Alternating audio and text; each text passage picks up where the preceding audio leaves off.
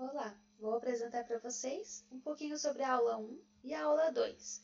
Então, eu sou a professora Stephanie Meyer, fiz a perguntinha na sala de aula com relação a cada um dos alunos que estavam presentes, para a gente poder se conhecer um pouquinho mais, e a gente trouxe esse conteúdo principal sobre o que seriam as operações unitárias e por que ele é um tema importante de ser abordado.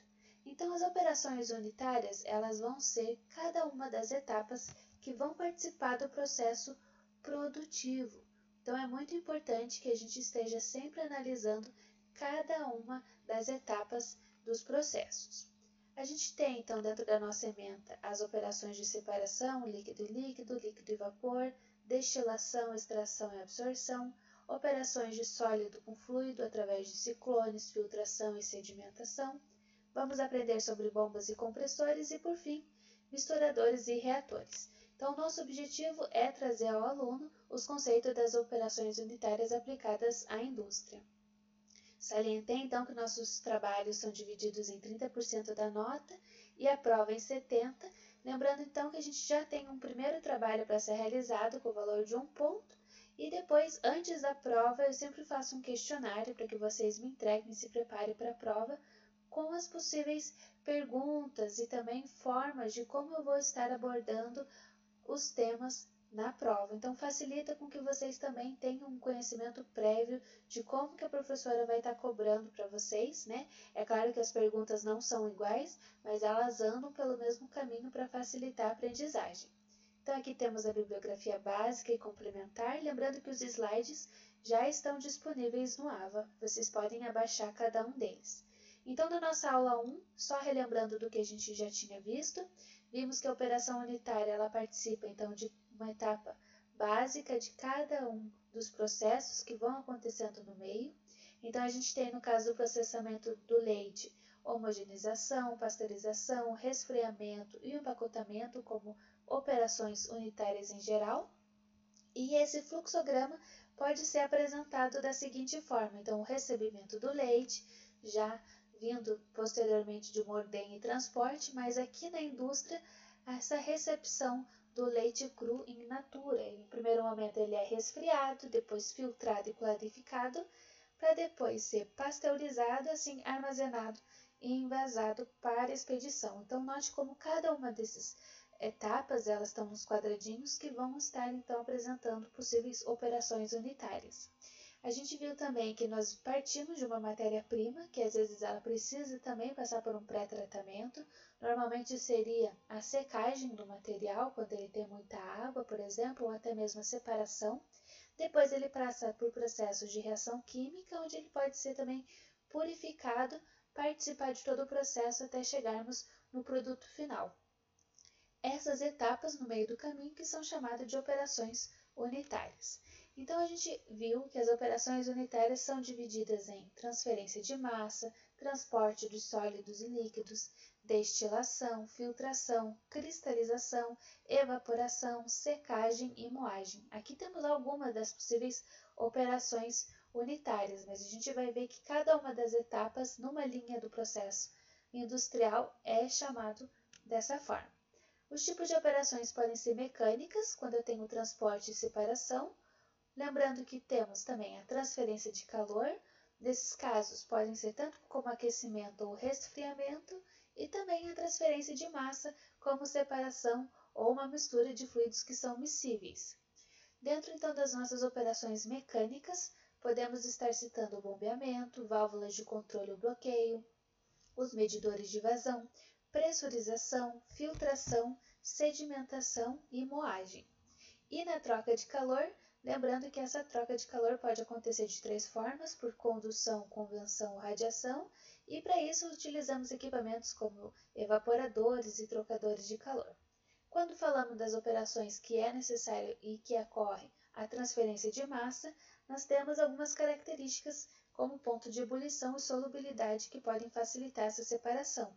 Então, nós temos operações como destilação, a absorção e a extração de líquido por líquido.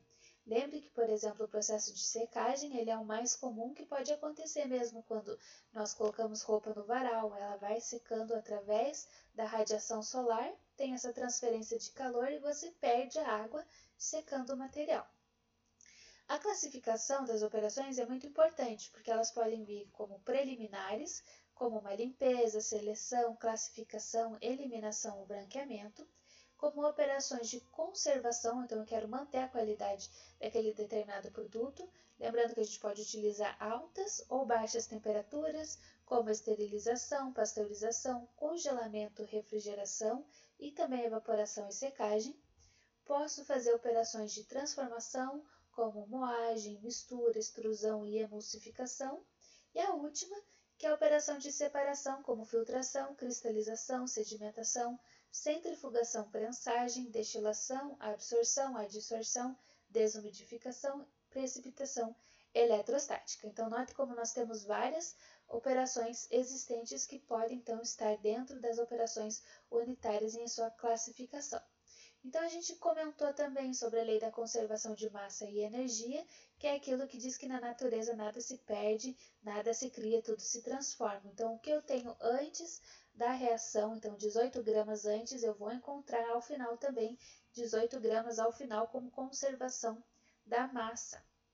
E quando falamos da conservação da energia, da mesma forma o que eu tenho antes do processo deve ser mantido depois. Então, se eu tenho uma mistura de água quente com água fria, elas vão se juntar para ter uma água morna. Lembrando que a transmissão é sempre do corpo mais quente para o corpo mais frio e ele vai parar quando os dois corpos atingirem a mesma temperatura. Então, de 80 para 10, vai ficar um somatório de 90, ficando 45 graus Celsius cada um dos corpos.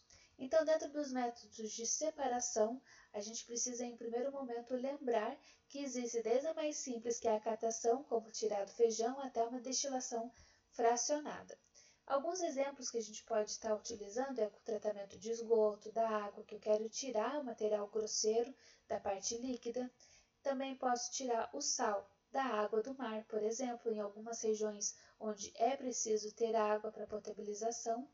Também temos exemplos como a destilação da cachaça, separação de frutas e até mesmo o exame de sangue.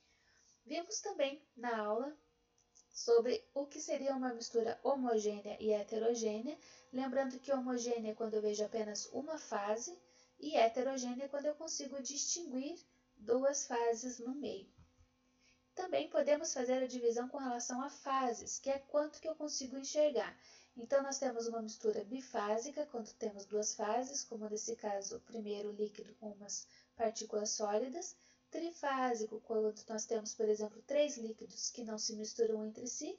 E 4 fases, quando além desses 3 líquidos temos também partículas sólidas. Quando a gente consegue ver, então, cada um deles, eles são misturas heterogêneas.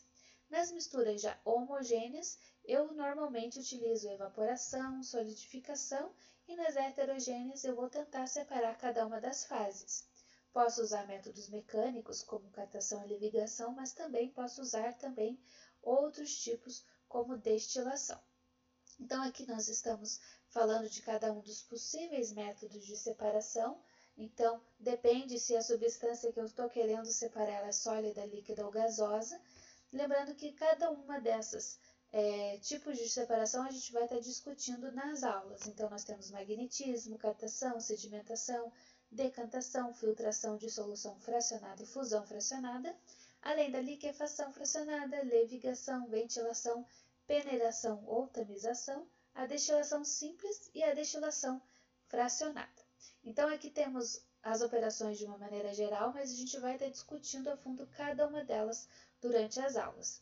E depois que você separa as substâncias entre si, você tem que lembrar que nós iremos, então, no primeiro momento, armazenar, como em pilhas, silos ou até mesmo vidrarias, e depois fazer o transporte dos mesmos. Se eu faço o transporte de sólidos, pode ser por correias, correntes ou caçambas. Quando nós estamos falando de líquidos, é por bombeamento. E quando são gases, a movimentação é feita através de compressores. Então, aqui nós temos um exemplo de sólido com sólido, que pode ser feita a catação, onde você retira as pedrinhas ou bichinhos, ou também o magnetismo, onde a gente aproveita as propriedades eletromagnéticas para separar dois materiais sólidos. Quando nós temos um sólido com líquido, pode ser feita a decantação, onde deixa o corpo sólido ficar no fundo, ou até mesmo filtrar esse, onde o material sólido vai ficar preso no filtro. Temos também as operações um pouco mais, que são um pouquinho mais complexas, porque demandam mais equipamentos também, como líquido-líquido e líquido-vapor, e para isso seria destilação ou extração e absorção. Nesse caso aqui, como tínhamos comentado na aula, a água eu não quero perder, então eu deixo esse recipiente fechado e o vapor vai passar pelo condensador, onde eu consigo ter o destilado separado. O sal vai ficar nesse primeiro becker e depois no segundo a gente consegue sim recuperar a água que tinha na mistura inicial. Então, a destilação é uma operação unitária, pode ser simples ou fracionada, lembrando que a fracionada ela entra de acordo com os tipos de ponto de ebulição, eu vou separando cada uma delas conforme a temperatura vai sendo elevada. E na extração líquido por líquido, eu coloco um outro material no meio e consigo então fazer essa separação através de um outro solvente no meio. Então, aqui nós temos também outro tipo de separação líquido por líquido. No caso, o óleo é menos denso e a água mais densa. Eu abro essa válvula abaixo, retiro toda a água e deixo apenas a parte menos densa do azeite por cima nesse funil ou ampola de decantação. Um outro tipo de separação que pode ser é quando nós temos enxofre e areia. A gente pode realizar o aquecimento, onde a areia vai ficar no fundo, e também eu posso entornar o becker, que após o processo de decantação você retira a parte então desse sobrenadante, que é a parte que estava na superfície, retirando o líquido. Aqui nós temos alguns tipos de equipamentos que também vamos aprender durante as aulas sobre trocador de calor, filtro, homogeneizadores, as centrífugas e secadores.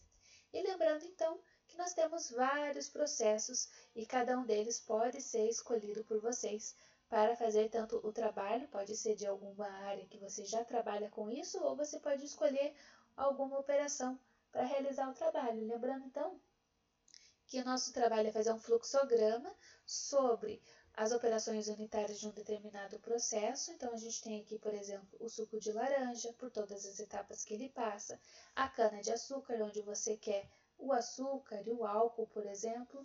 A gente também tem um esquema, por exemplo, do tratamento da água. Então, todas essas etapas, desde que chega, que ele vai sofrer aeração, coagulação, floculação, depois decanta os sólidos, eu filtro e desinfecto. Cada um desses quadradinhos são operações unitárias do tratamento da água. Da mesma forma, também pode ser feita para o tratamento do esgoto, onde ele vai participar de cada uma das etapas e depois ainda você pode até estar aproveitando o lodo, que é o sólido gerado nesse segundo fluxograma aqui da nossa figura à direita. Então, também você pode colocar o lodo em digestores e aproveitar o biogás e depois utilizar esse lodo seco para a agricultura. Então, das nossas operações unitárias, a gente também estava discutindo as possíveis formas que a gente pode estar analisando. Então, nós temos o caso da fabricação da cerveja, onde os processos, as operações unitárias vêm da moagem, clarificação, ebulição, resfriamento, fermentação, filtragem e envase da mesma. Mas também temos aqui um exemplo da indústria de MDF, onde nós temos as toras de madeira, onde ela primeiro vai ser descascada, depois eu vou fazer a desfibração para poder retirar as fibras do mesmo, coloco numa prensa, faço os cortes, espero resfriar e climatizar. Também é feito depois o lixamento e assim a gente tem o corte e a embalagem desses painéis de madeira. Também temos um outro exemplo, como o caso da fabricação da celulose e papel, que também já inicia lá no processo de exploração das madeiras, que ela é descascada, picada, classificada, passa por um digestor. Depois a gente já tem então essa celulose que vai passar por um processo de branqueamento e depois, por fim, por todas as etapas até gerar o papel. Aqui também temos um fluxograma simplificado da máquina de papel, desde a secagem da celulose. E também aproveito agora para finalizar com relação a explicação do nosso trabalho, que vai ser para entrega no dia 16/8, pode ser numa folha de papel sulfite ou no modo de apresentação, onde cada um vai escolher um processo e apresentar todas as etapas de operações unitárias que é verificado ao longo do processo para os seus colegas. Então, por exemplo, se você escolheu a fabricação do leite, você fala de todas as etapas que passa o leite, desde a ordenha, o transporte, no momento que chega até a indústria, depois que ele é então resfriado, pasteurizado, certo? E depois até mesmo armazenado. Ele é feito em vase, que pode ser em caixinhas de leite ou pode ser em vidros, né, em garrafas, e depois o transporte. Então, aqui a gente tem um exemplo simplificado, como é o caso do leite, mas vocês podem escolher algum processo produtivo que é do trabalho de vocês mesmo, onde vocês então estão apresentando para os colegas as etapas que acontecem dentro do setor industrial. Então, é importante que seja abordado o processo produtivo e também fale um pouquinho sobre a importância de cada uma das operações. Então, no caso de operações onde a gente tem a conservação, onde cuida-se da temperatura para que o material não estrague, né? Então, no caso do leite ser refrigerado, toma-se o cuidado, né, para que ele não venha então proliferar micro-organismos e o leite venha azedar e assim você perca o material. Então, cada aluno vai ficar responsável de escolher um processo produtivo e apresentar suas operações unitárias, e esse trabalhinho pode ser entregue até o dia 16/8. Esse foi o resumo da aula 1 e da aula 2 que nós tivemos anteriormente, e espero vocês então nas nossas próximas aulas presenciais na unidade da Faceara Araucária. Muito obrigada e qualquer dúvida, fico à disposição.